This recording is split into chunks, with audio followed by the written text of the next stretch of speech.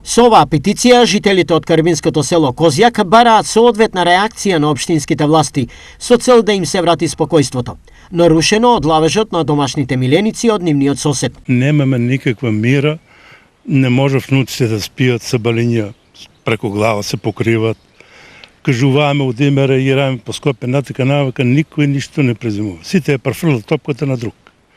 И сега обеќа карибинскиот градоначалник дека ќе го реши проблема, меѓутоа минаат 2-3 недели, нема ништо.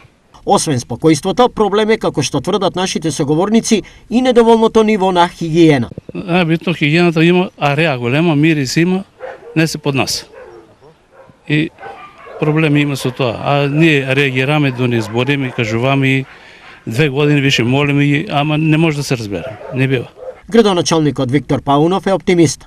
Наскоро, согласно меѓуопштинската спогодба со Штипската општина, состојбата ќе ја обсервира комунален инспектор од Штип. Се надевам дека во следниот период ќе можеме и на лице место да излезат овие служби и да констатираат за што точно се работи и понатаму согласно законот или оно што ќе го констатираат ќе ги превземеме соодветните чекори. Во меѓувреме, за телевизија Стар прозваниот одгледувач на куќиња ги демантира соселаните за нивните забелешки.